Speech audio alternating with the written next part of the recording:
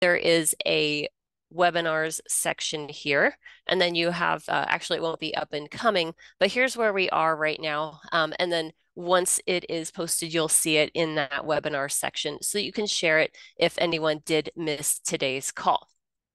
Today's call is kind of a part two. I don't know if all of you were in attendance of the one with Lori Mikes, but this is kind of a part two. If you missed that, completely fine. You don't necessarily have to have joined that one in order to gain information from this one. But what we're talking about is estimates.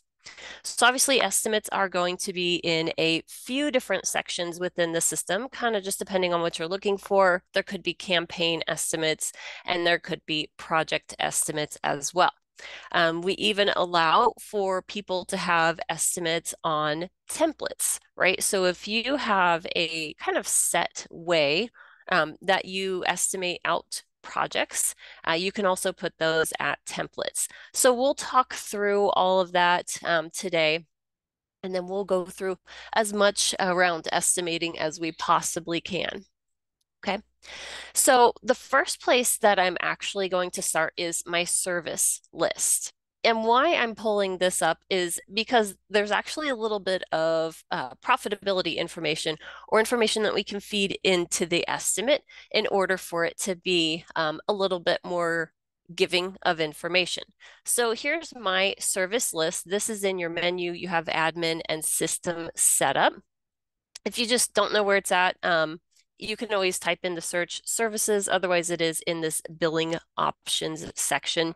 You'll scroll down and you see services. My grid might be a little bit different than yours. I do like to adjust mine a bit. You have that ability of adjusting your grid in the system setup section. You'll have edit columns there. But I like to see at least the name. I'd probably move billing item, but then I put in my hourly rate and then an hourly cost. Hourly rate is what you bill to your client. So I just put 150 all the way down just to kind of standardize or make the numbers a little bit easier for today's call. But obviously you would put whatever your hourly rate or your standard rate for each of your services would be. So account management, obviously, again, I have 150. So again, this is what you bill, what's the rate that you bill to the client. Now, obviously, there's different factors where you might say, well, we don't bill every single client. That's fine. Think of this as your standard. So if you had to publish your service list and your rates somewhere, this is usually what you would do. But obviously, there's ways to set your projects to pull from something other than services. But for today's call, we're going to stick with services. And then this is the hourly rate that I have for every single one of my services. Now, your hourly cost is typically, what does this cost you, right? So factoring in, obviously you wouldn't know what employee would be doing this, but usually what would the standard pay for an employee that would do account management and any other costs associated with your employees. So again, I just kind of set a standard in here. Obviously, this is probably not accurate in any particular way, but again, just for the math to make a little bit more sense, then I put in 50 for everything. Okay, so this is going to feed directly into estimates, and that's why I pulled up that information. If you don't have it on your grid, if you click into the line, any of your lines, and you pull out those arrows, your hourly cost would be listed here. And then of course your hourly rate is here. So you don't necessarily have to have it in the grid, but for me, it was a ton easier to have it in there because I was just doing 50 down the line. So I can easily get that in there by having it in the grid. So that is my service list. Again, the reason I went here is obviously my services feed into estimates, and I wanted my hourly rate and my hourly cost to be added in there so I can build my estimate properly. I'm going to go ahead and start in one of the projects that I created. Hopefully you already know how to create projects. Otherwise, there's a couple of webinars on creating projects, but your estimates would be located in this estimate section here. So I can say add an estimate into here. There's a couple of options for how to create estimates. There's no one right way to do it, but kind of the most popular are by task and service and by service only. The options within here is my task and service is basically saying you're going to pull every single task on the project. So hopefully you have built out your schedule by now. And then it's going to show the list of services along with it. And then you can put for each task how much in each service that you want to then build your estimate by task and service. The next item down is just by task only. It'll just show the list of tasks and you can put a rate in there and how many hours each task would be. You also have by service only. This would mean that you don't really care to see each task. Maybe you just want to indicate that there's going to be so much of a particular service for each service. There's going to be a particular quantity and cost for each of those. And then the least used, but a few do, is going to be by task in person. Again, showing every single task, but then listing out employees and what rate each employee has against them. So I'm going to talk through two of these today. You have that by task and service option. A couple of other options in here are change orders and auto pull from schedule. Change order indicates that usually you had an original budget. The scope of that project changed. Client maybe asked for more rounds, or maybe they just continue to ask for more items on this. So you need to either increase, or client might say their budget decreased, and so you need to go in and change that. So typically you would have an original estimate and then you'd add in a second estimate and tag it as a change order in order to capture any of that kind of scope creep or changes that the budget needs. Next one is that auto pull from schedule. This is if you are actually going in and not only in your schedule, you're putting in your services and the hourly costs, well, not hourly costs, but your services and the hours for each of those tasks. You can actually have the system pull in whatever hours you allocated. So on my research task, I have 1 hour for account management and 8 for research. If my um, if my services on my estimate will actually match what's on my schedule, I can have the system pull all of those allocations to then make my estimate directly from that schedule. Some clients do that, it works great. Others will actually allocate less than what they estimate to the client. So then you would not pull you would not check this box. And I don't see any questions yet. Actually, one says, what is the benefit of using a change order versus just adding a second estimate for overages? They're kind of the same thing. So you would have that original estimate in there. So let's say it's a $10,000 estimate, and either you need to reduce the budget or increase the budget by 2,000. You would add in the second estimate. The reason to tag it as a change order is if you ever needed to report out on, okay, well, we originally estimated 10,000 for this project, and maybe over the last 5 projects that were the same type of project, let's say a brochure, we're constantly adding 2,000 to the budget. Well, then maybe we're not estimating that properly. And so you'd be able to see what was the original budget. There's reporting fields for original budget versus change orders or current budget, which would be the two combined. So tagging it as a change order just helps you see what are the changes that we're making. And then, of course, the original budget would be tagged as original budget so that you know where did we start from. So hopefully that makes sense. Someone says the chat feature is disabled. So let me see if I can enable that. If that's the case, then go ahead and just put everything in the Q&A and then I'll look through there. Okay, so next I'm going to go ahead and save this. That then kind of starts my estimate. We obviously break them down into labor and expenses. So you'll have this option to click in. Because I did task and service, this is what we see, the whole list of tasks and then all of the services that I have in here. If I had pulled from schedule, then obviously my research would show 1 hour for account management and 8 hours for art and creative, I think was the other one. But for me, Since I did not pull from schedule, I want to go in and line by line indicate how much I need to reflect for each service. So for my research, I do have a research service, so I can go in and put that 2 hours or however many I want to put in for the estimate. My rate came in because my project does pull from services. I mentioned that I just did 150 all the way down the line. So I'm going to go in and put a few more hours for each of these different services in here.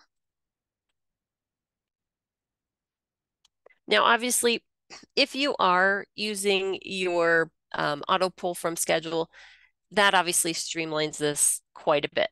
And it might be that your allocation may be a little bit different, but at least pulling in the starting point, because maybe you do match some of it, just not the whole thing.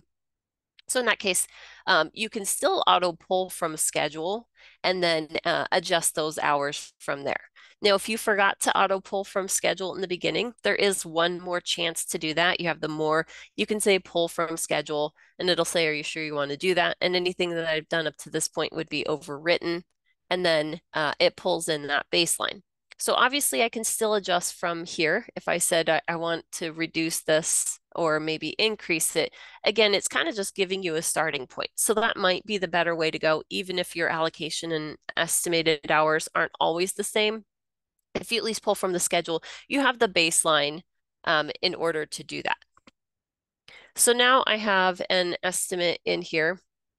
I've pulled in, or at least my labor side of it, I've pulled in 63.5 hours, which equates to $9,525 in here. And again, for each row, it'll kind of break down and show you what services are on it each. The one thing that some people say is when they pulled from schedule, what if I needed to add one of the services that are currently missing? What you can do is in your more, you have an add or adjust labor rates. You can then say add services. So these are the only 6 services that are showing.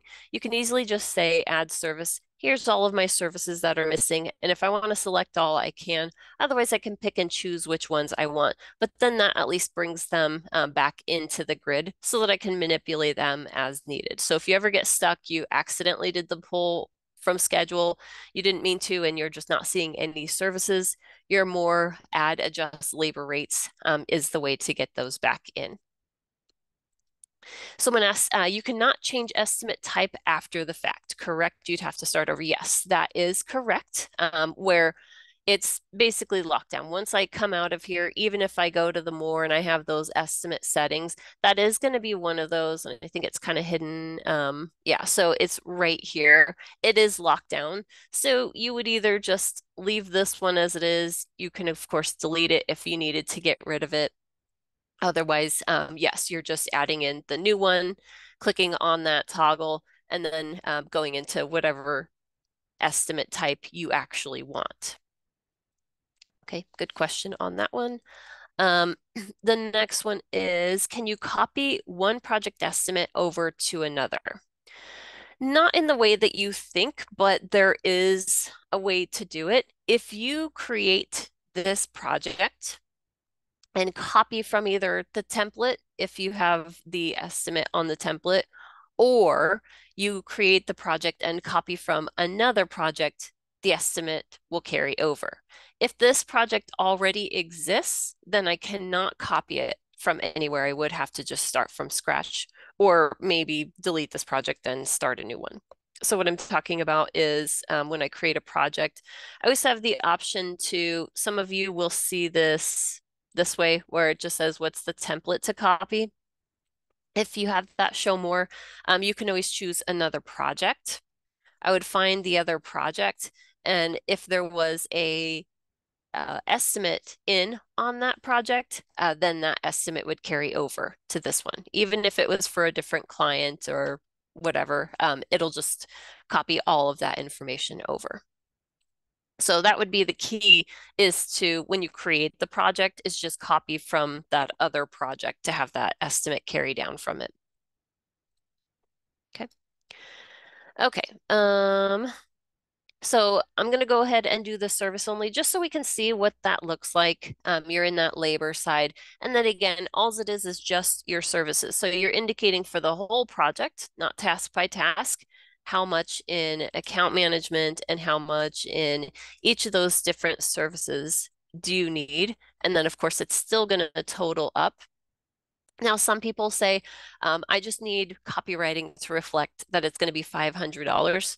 Can I type into the gross? Yes. So if you just want to type in the gross, the system's just going to try and do the math however it can. Usually just changes the rate, always adds a one here to then get your gross, to get to the gross that you put in there.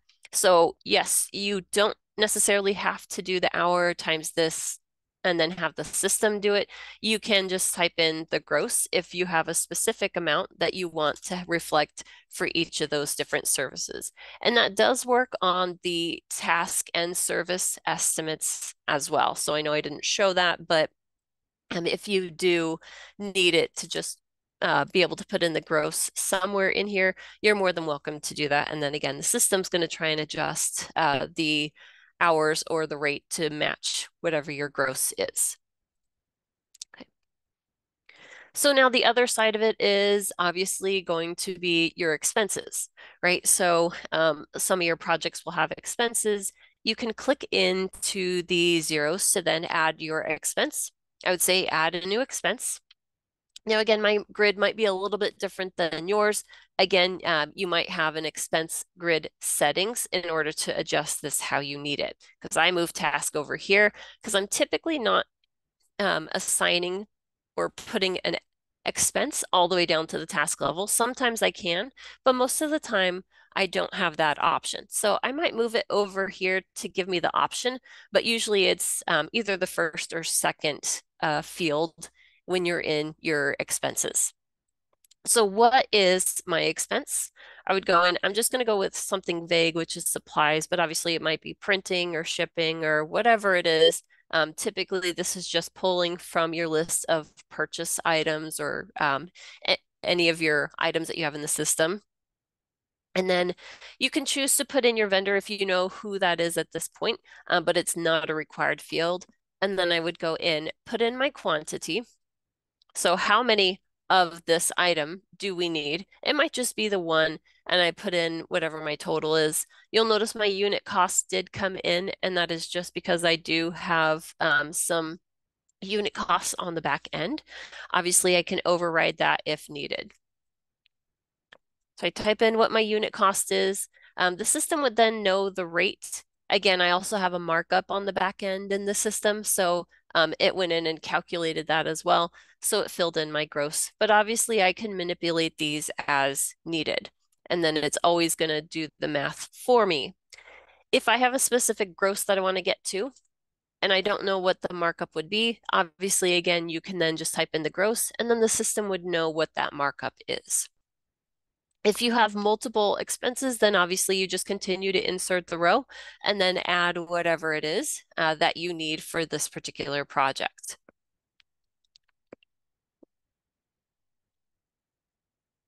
Stamps are like 50 cents. So then I have my net and my gross in here. If you don't mark up, then obviously you're leaving this blank and then your net and your gross would just be the same. So once I close out, I do get to see the information that I have. So we put in 33 hours based off of the labor that I did, and those 33 hours equate to $7,000. I put $41 in expenses, so my total is going to be $7,041. Now, this is kind of where that profitability information came in at. So for one, it'll tell me what my net expenses are, what my AGR, my gross profit percent, and then really the total is also in here as well. My labor at net, my net profit, and then my project hourly rate and my project hourly margin. So you do get a good feel, or at least a general idea of how profitable your project will be. And again, this really only becomes accurate if you do put in that hourly cost on those services. So that's why I showed that first, is because once I did my estimates, it's going to say, here's the general idea of how much you're going to be making on this. Now I'm going to go ahead and take a look at the questions that we have. Someone asked, will it reverse engineer things for the costs? So yes, if I'm putting something in the net or the gross field, then it's going to go ahead and fill in my unit cost and or my markup as applicable. Next question is, by entering in the gross column for the service, is that like acting like a flat fee? Um, kind of. It will still add in that hourly rate. And again, it's going to try and determine that rate for us. So if I, again, did that I had a gross of, let's say, $5,000, then the system, as long as we left the quantity at one, then it's going to say, okay, well, the hourly rate for account management is $5,000. But you can go in and adjust that as needed. But yes, it will just try and accommodate for whatever you type in, either to the net or the gross, or if you do a quantity, then again, it's going to try and make that math make sense. How does the estimate become a budget? Great question. The moment that I approve this, this becomes the budget for my project. I'll show that in a bit. If I don't approve any of the estimates, I could have 10 estimates in here. If I don't approve any, I have zero budget for this project. So again, I'll go into the budget once we have all the estimate questions. What is the difference between adding something in as an expense or a purchase order? So for one, this could be, the estimate could kind of be the first step in adding in your expenses. I might say, well, for sure we need the supplies. And so this is just for estimating. Your purchase order is almost an actual. It is a placeholder in saying, okay, well, if I put a purchase order on this project for $200, then it's actually going to have $200 against your budget. So even though it's not an actual yet, it'll act as a placeholder and show that you have $200 in, let's say, shipping or whatever it was. So think of the estimate as kind of like step one, where I put in, let's call the shipping instead. So I have my shipping. I'm going to make this just one at 200. So I have my shipping for that $200. When I go in and approve this, I then have the option of, in here, it would then say add a purchase order. Again, it's not approved, so I have a create a quote option. But once this estimate becomes approved, I can then kind of convert this or create a purchase order directly out of this particular item so that it acts as a placeholder and shows 20 or $200 against the budget of this project. Next question is, how or what do you use the contingency percent? If you're Mike Wang, you do not use contingency. And obviously, hopefully most of you know Mike, but it's basically saying that you have a plus or a minus, but it never really goes anywhere. Meaning, if I go in and bill fixed fee, it's never billing off of contingency. So you're basically giving yourself a plus or minus. And it typically means that maybe you're unsure of estimating at that point. So you're kind of padding it. But obviously, there's other ways to pad it. The contingency could print on an estimate if you wanted it to, but it's basically giving yourself a plus or minus for this cost in here. Next is, I'm going to skip Vince for a minute. Is that view under estimate something that has to be turned on? Our view is just the section on the left. So you're saying you don't see profitability, then yes, it is more on the security right section. So you would have to have have the rights to view that in order to be able to actually view that. Next is, if you have employee cost and employee assigned to one of the roles, will it apply? No, this will only pull from the services. So even if you have everything all assigned out and people on it, this is still only going to pull from your service hourly cost. Next is, so if you change the gross but leave 1 hour, does it only account for one labor cost hour? Yes, that's a good question. So it's looking at the hours that you have. So then, yes, you would have that count as one labor cost per hour. Okay, so that looks like most of the questions for right now. So obviously, you put in your labor. You then put in your expenses. System does its best to give you some profitability information, and then it does give you a labor summary. The benefit to this is if you know for sure that you also needed what's missing from this list, like a design, maybe a web design. I know that's not part of this project, but um, then you can easily see you don't have web design on here. You might have missed a service. So then it gives you the option, of course, to go back in and edit. All of this is going to be editable up until I do go in and approve it. Again, I mentioned that the budget or the estimate becomes the budget once it's approved. You'll notice neither of these are approved. So if I go to my project and I go to the budget tab, I should see zeros for the estimate or the budget side because I have not given a budget to the system. So no matter which kind of section I go through and look at, I would have my budget hours or my total budget be zero. So even though, again, I have those estimates, none of these are factoring in as the budget. They do have to be approved. So I'm going to go ahead and approve probably just the one with the expenses in there. Some people will ask, why don't I just change the original budget? So let's say we're kind of going back and forth with the client. I pitched them one estimate. They say no. I would go in and create a new estimate. I wouldn't go in and edit the original, just because if we've maybe sent them 5 different estimates and then they say, you know what, let's go with the first one. Well, if you're overriding each one, you don't know which one the first one is. So then you have to go in and recreate it.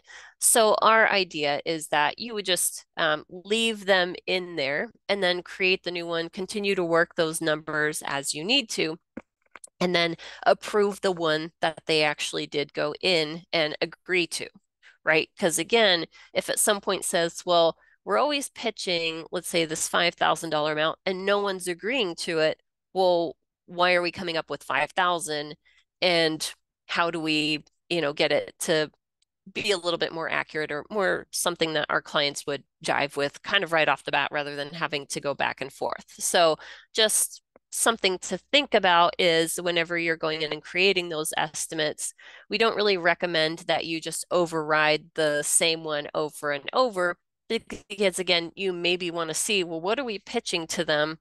And then what are the numbers that are correct? What are the ones that aren't? So maybe we are estimating correctly for account management, but maybe the art and design or whatever is something that we're just going too high on. And so we're constantly having to change those numbers.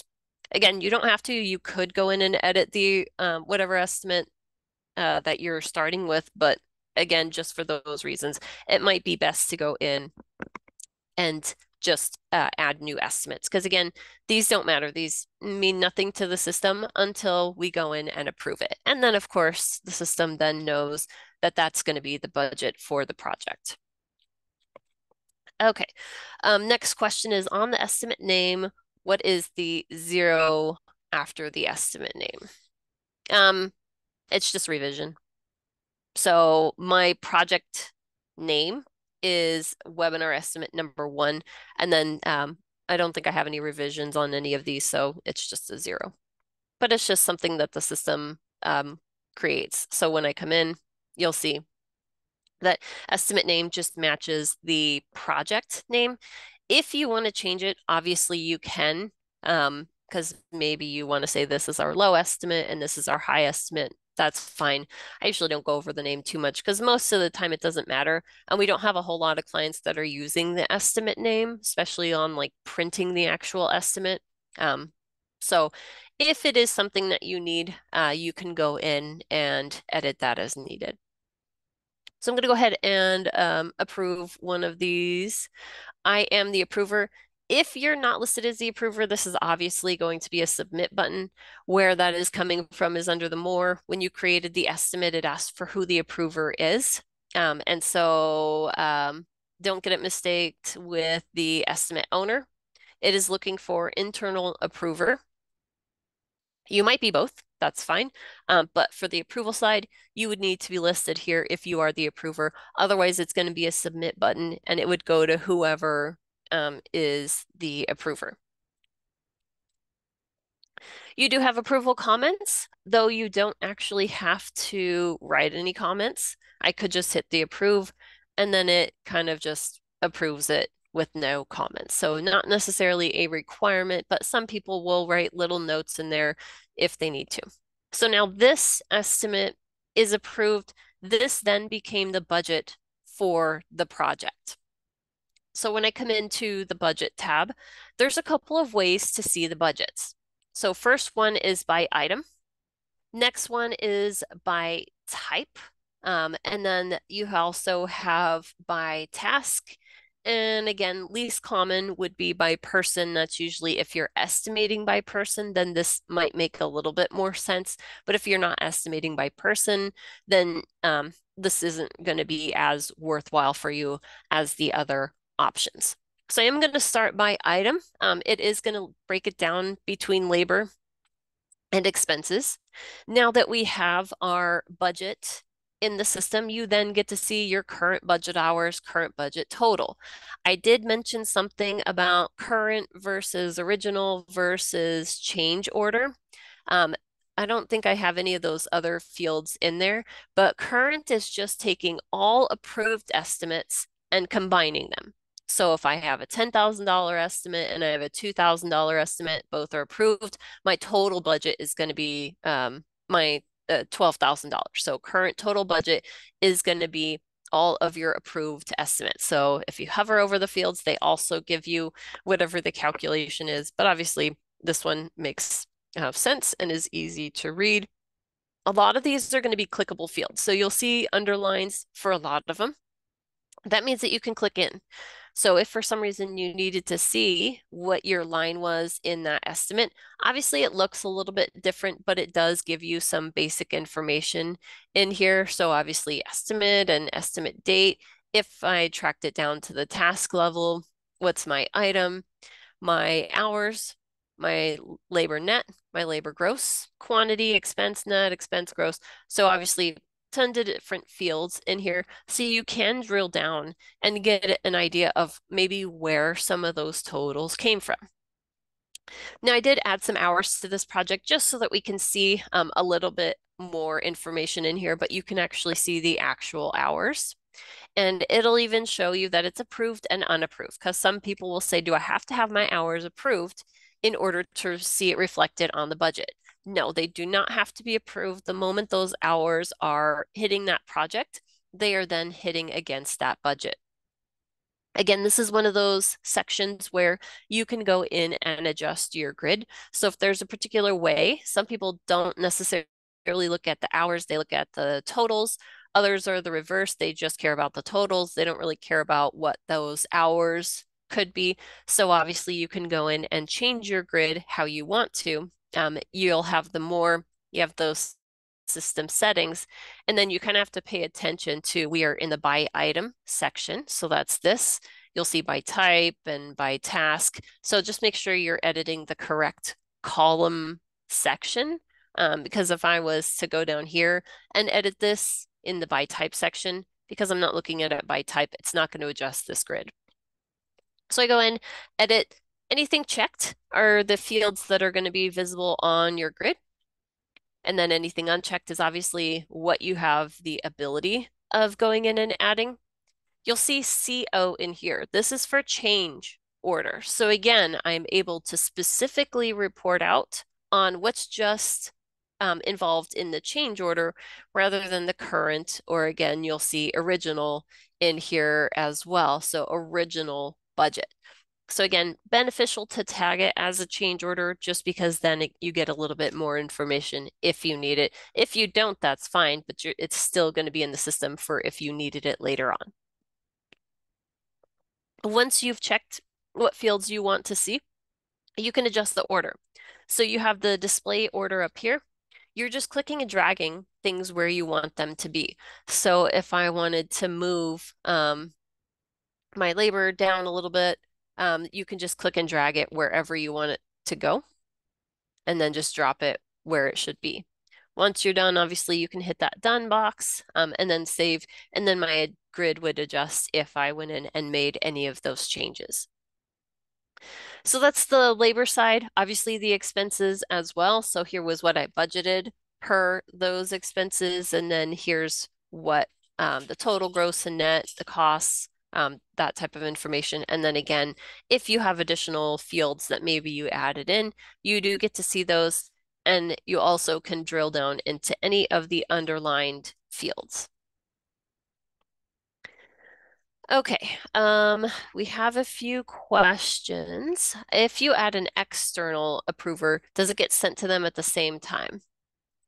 No, typically you have to have it internally approved first. The moment it's internally approved, then it moves on to the external approver. But one thing with the external side is if you add someone in there, let's say you are also the approver on the internal side, so you approve it on your side, you go to the budget, your budget might be zero. If they have not gone in and approved their side of it, then the budget is not considered approved at that point. So you have no budget. So yes, if you do an external approver, then I'll try and show you guys where we are talking about. So in your estimate, one of the options was you had the internal approver. You also have the external approver. If you fill this in, the system will wait until this has gone in and externally approved before this estimate would become the budget. So just be careful with that. Make sure that you are paying attention to whether that person got the email. Did they not get the email? Do we not have their email in the system? Again, the moment that name is in there, then it is going to wait for someone to go in and approve that on the external side. Next is, can you assign two bill rates to someone? Example, an executive doing executive work with, but then a designer if they are doing design work.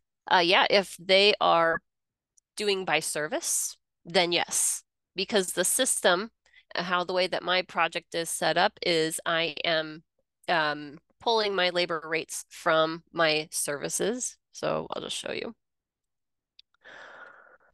I'm getting my labor rate from services. So it doesn't care about who is doing it. It cares about what service is being done, right? Now, if you're saying, well, we do it by project user, you just have one rate per person. I can't say, well, Jerry, if he does account management, it's 150, but if he does art and creative, it's 160. If you're just doing based off of project user, you only have one option. So that's why you'd probably do services anyway, because you care about what service or what role they played. So you would just do by service, and then the system would look to see what time did they put to what service, and then it would know what costs and rates and all of that. So yes, does depend on that. If you're talking about the hourly cost side, no, you're just saying, well, this employee costs me this much, right? You're taking their salary, their benefits, any other like taxes or whatever you pay out for that employee. That's typically just one rate. So that would be their hourly cost. All right. I don't see any other questions, so we'll go ahead and move on. So, kind of in conclusion, you have your estimates for your projects. You can add as many as you want into the system. And then the one that's approved then becomes the one that the system cares to take a look at. So even though I have 16,000 in estimates, I only have a budget for this 7,200. When we were in the budget, you can see how you're doing with each of those items. So again, I see that I have my account management. This is what we budgeted. This is what we have currently against that. I only have 2 hours remaining. So I might take a look at the schedule to see how far are we? Are we going to need more hours for account management? Or maybe I can, maybe move some of the hours from one service to another, just to kind of make sure that we are not going over on anything, or maybe I allow us to go over on here because I know we're going to come under here. So you don't necessarily have to do a change order or make any changes, but this would be a great screen to look at so that you know where we are with the budget versus your actuals. So I talked about by item. Again, by type is more breaking down by your billing items. So I have a couple of billing items. I have production, I have professional services. I probably have some media stuff, but I didn't add media to here. So it's just ways to kind of bucket. So my items could be services. They could also be expenses, right? So by type, I'm not really breaking it down by labor versus expenses. I'm just looking at, well, I put a couple of things under professional services, and that's the bucket. So those we're basically looking at the types, which again are your billing items. So this is what I'm talking about is you have this billing item. This is what's tagging it under those different types. You have the same thing for your purchase items. There would be a billing item here, right? So some of these fell under services, others fall under OOP and production. So just looking at it by type, again, is using your billing items. Now, if you don't have a billing item, then it's just going to be a blank heading and then list whatever that item is. By task, again, just showing by task. So if you've put a task to everything, then you get to see how each individual task is going. I put my expenses, or maybe when I go in and actually track my expenses, I might not track it all the way down to the task level. So you'll always have a no task heading to account for anything that is not based off of task. But you get to see your budget. I only did a service only estimate. So this heading for me is not going to be worthwhile. But if I did by task and service, then I would have a budget for each individual task, and this page would make a little bit more sense for me. Okay. So that is the budget. One other place that you have where you may have visibility to, some of you might have to look at your rights. If you scroll all the way down, you might see something like a project snapshot or project profitability. There are several different ways to view this, and not everyone will have access to it. For one, if you are an admin and you don't see it, then you probably need to go into your system settings. And then there is project snapshot and project profitability. So it might be something that you have to turn on. So if you know for sure you have the rights for it, then maybe it's just not turned on. So you'd go into these system settings and then enable them. While we're here, burn chart is also one of those because we mentioned that we would kind of talk through the burn chart as well. I don't think is on by default. It might be something that you have to go in and set up. So again, in your project, you have that more, you have system settings.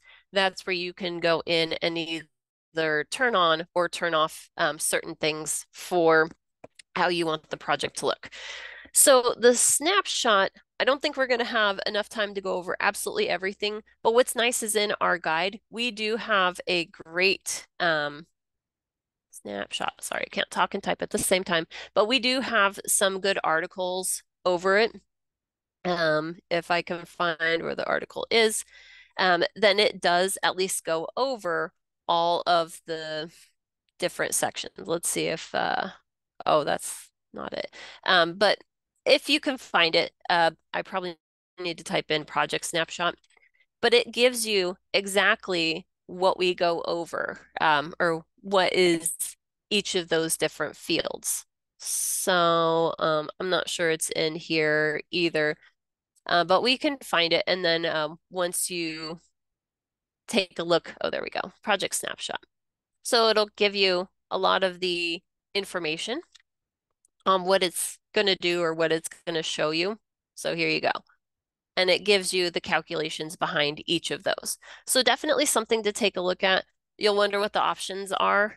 You're basically just allowing it to either do how you want your overhead, because everyone's a little bit different on how they allocate their overhead. So you can do none, or you can do hours, labor costs, whatever you want to do for that. And then you have a few different options on what it actually, how you want it to be set up. But each one is going to break down a little bit different. So you have your hours, you have your amounts, and this would bring in some of your budget information. Again, the benefit in tagging those change orders is so that you then get a little bit more information out of the system. What's nice is some of these are going to be clickable fields. Obviously, I have not built this. And then the next one is going to be your project profitability. So you have your estimate side, your WIP if you do that, your actuals, and then you also have write-offs if you guys do those write-offs.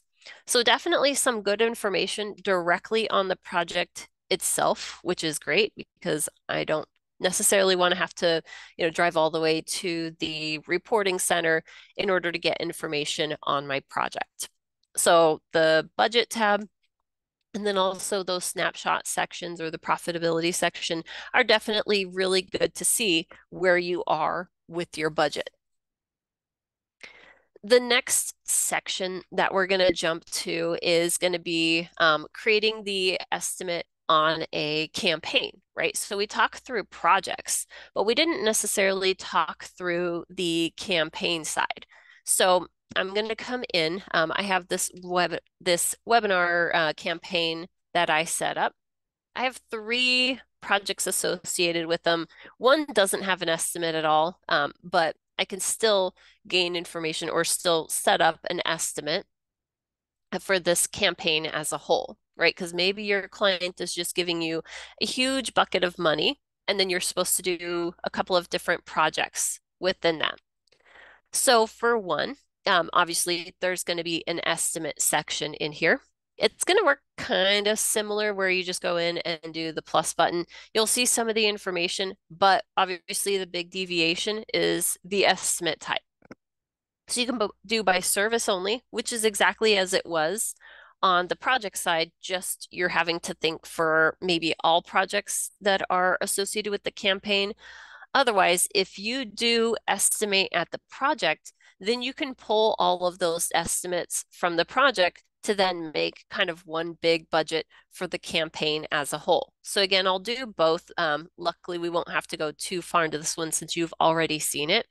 But it basically is just doing what it did before. So I have my total labor, I have my hourly costs, and I can put in my hours. Otherwise, I can put in the gross, and maybe you just go in and put in how much you want. So pretty easy if you're using your 10 key, right? Because I'm just going in and typing in quickly to kind of get down to the next line.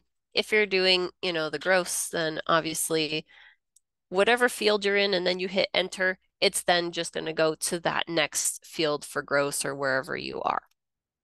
So really easy, right? Nothing different than what we saw when we were on the project. Close out, and then it gives me that total, still see that profitability information, and then that labor summary. You would then do your grosses, same as you did before. So no difference between the two. If I go in and do the other one, which was by project only, this is only going to look at the estimates on your projects. So again, I just have those 3 projects linked to this, and you'll notice it's not showing like a labor and expenses because your estimates already have labor and expenses if you're pulling it down. So I just click into here. It shows me the 3 lines for the 3 projects that I have. And then I go in and I click on the drop down to see, is there an estimate in here? You're going to have a couple of different options. So it's going to show me the 2 that I have. One was approved, one was not approved. My other option is all approved. So maybe we had an estimate and then there was a change order, both got approved. If I do all approved, then it's obviously going to combine those two. So for my example here, it doesn't matter whether I choose this one or this one, they're both the same because this one's not approved. So I just go in and kind of choose whatever one that I need to. Next one, I don't think, again, I had an estimate, so it'll just be blank. And then I think I had an estimate. Yeah, so I had one estimate in here as well. And I go in and pull that one. So the total is going to be this 19,800 because it's combining the two estimates together. So really nice and easy. Some people will ask, well, why would I do an estimate at the campaign level or why would I do one at the project level? Well, again, let's say your client's going to give you $100,000 total and you're supposed to kind of break that down into a couple of different projects. You need to assign, or it would be beneficial to assign a total per project just so that you know how much left you have in the campaign budget so that you know whether you can maybe do the other project that they're asking for, or whether you're going to be more profitable or not. So that is the two ways to build out those estimates. And then as far as the budget, obviously works the same way that it did for projects. So when I close out of here, it shows me the total for that. When I close out of here, I have two estimates for this campaign. Neither approved, so neither are the budget for this campaign. So I'd have to go in and approve whatever one makes most sense. Some people say, well, you had that third estimate or that third project, but no estimate. If I do go in and approve this, it's whenever we do put an estimate, it's not going to go in and update this. So I would need to make sure that if I'm updating my estimates on my projects or adding in a new one for a project because maybe it didn't exist, then if I had approved the budget or the estimate on the campaign side, I'd probably want to unapprove it and then re-pull in the information so that I have that most recent information because they are not going to update automatically. We wouldn't know if you'd want to update that automatically. So that would still be a process that you would have to go in and do. So I'm going to go in and approve it. That then becomes the budget for the overall campaign. Again, there's a budget tab in here as well. So I go to the budget. This one's going to be a lot less complicated. I don't have different headings by type or by item, by task and person. It's just basically saying, well, here's the campaign as a whole, and here's just reporting out of everything rolling up to it.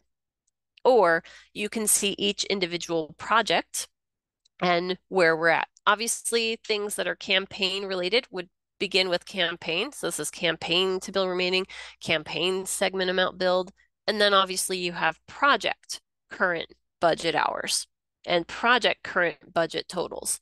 So pay attention to your headings just so that you know what is actually pulling from.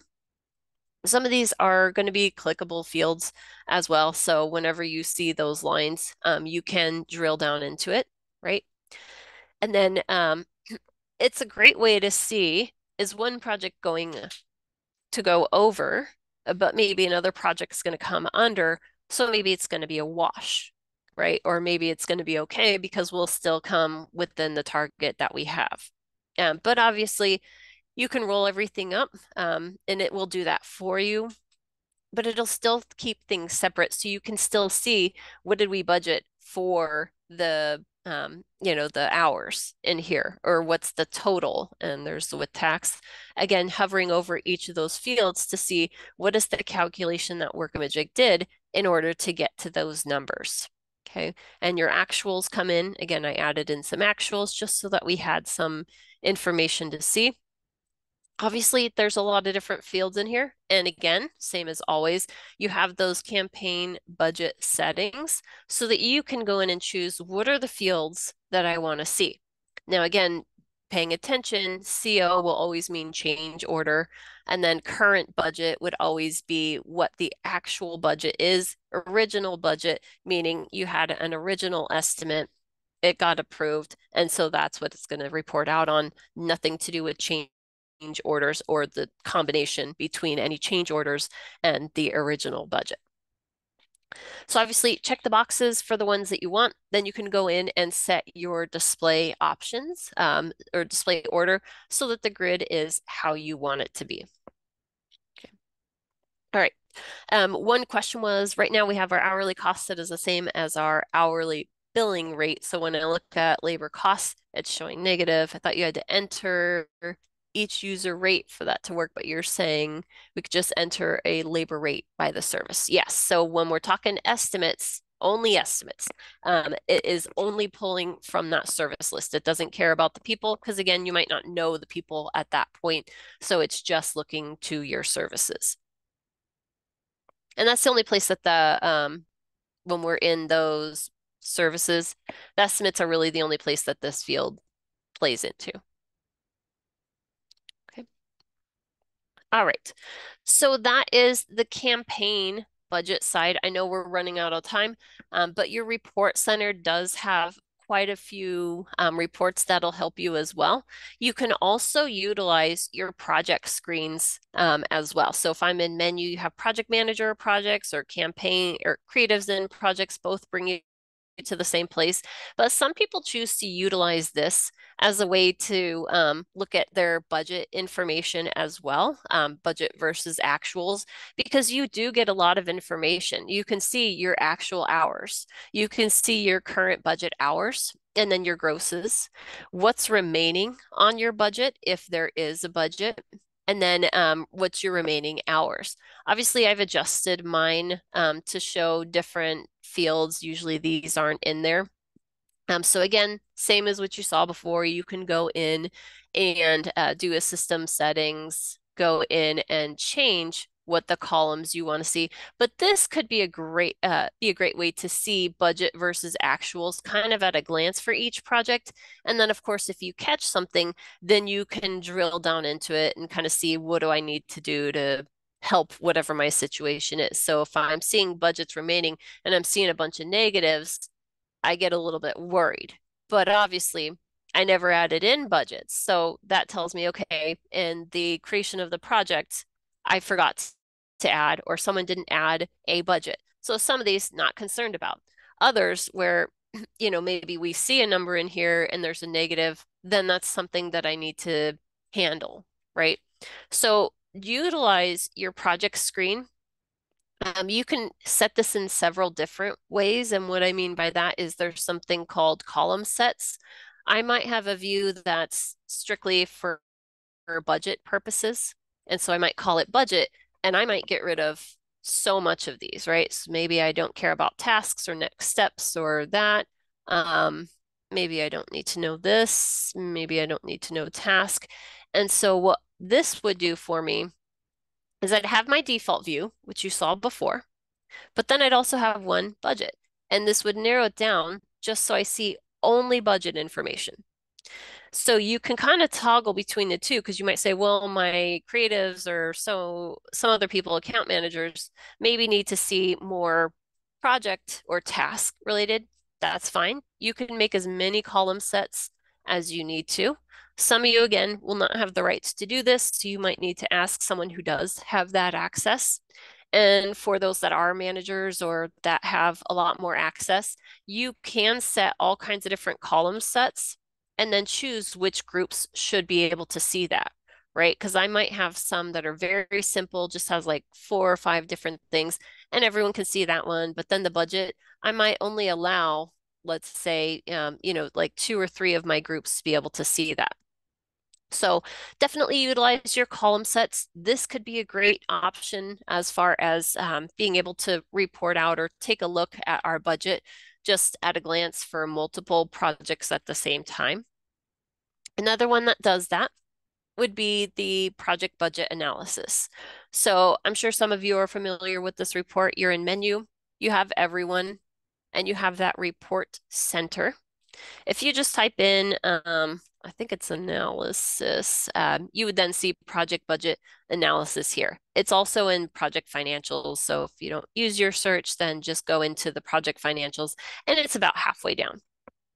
Obviously, you can favorite it, but this is a great way to see. You can narrow it down to one project, but it could be a great way to see how you're doing for multiple projects overall. Could be narrowed down by the team, by the account manager or project manager if you have those. But I'm just going to run for everything. I don't have a ton in my system, but it'll show me by client how I'm doing, right? And so, again, going to be something that you can customize. It's one of the few kind of can or standard reports that you can go in and modify. And again, it's just because so many clients have different ways that they need to run this report. So this one you can go in and actually modify. But it would be able to just give you that overview of, okay, here's the project. Let me find one with a budget. Here's the budget that we had. Here's the total hours, and here's the expense gross. Again, if you hover over, it'll tell you what it's looking at to make up those hours or those calculations. And so definitely a good one to take a look at. You can drill down into it as well, and it'll kind of show you more information about that. But this one's really, really handy because again, budget versus actuals, just overall, because maybe again, my account management might be over, but my art and creative service might be under. So I don't necessarily need to see when they kind of wash out. I just need to see overall how we're doing with that particular project. So this is definitely a report that we recommend as well. And it is going to be one of those that are customizable. If you have different people that want to view it in different ways, you can add as many of the layouts as you want to. So when you go in, you run it, you make that modification. What we recommend doing is maybe making a copy of it, make whatever changes you want to, name it however you want. Webinar. Is it private or should other people be able to run it if they can get to that project budget analysis? And then you'd go in and kind of set up whatever your columns should be. If you're overwriting some of the fields, obviously you could just click on the drop down, choose whatever you want. You can hover over and delete anything that maybe you don't care to see. Maybe you don't write off at all. Or of course, if you just want to add to the list, you're doing that insert row and then clicking on the drop down, you can narrow it down. So maybe I want to see some sort of budget field. I might just type in budget to narrow it down a little bit. Again, CO being change order, current budget being all approved, but estimates at this point, original being the first estimate that you went in and approved that's not tagged as a change order. Okay, how do you get to this project budget analysis? So that was going to be in your report center, which is in the everyone. So your menu, you're going to go to everyone. And then here is your report center. I just always do either type in budget, if I can spell it, budget, or analysis was probably the better way to do it. Or again, it's just going to be in your project financial reports. But the one thing that you can't do is edit your filters, right? So if you're used to how to go in and modify, you'll notice something was missing. The filters is usually right between these two. That's the one thing that you can't do for this. We have those set filters. So that's the one thing you can't really go in and change is what are the filters. But we've usually added in the ones that most people care to use.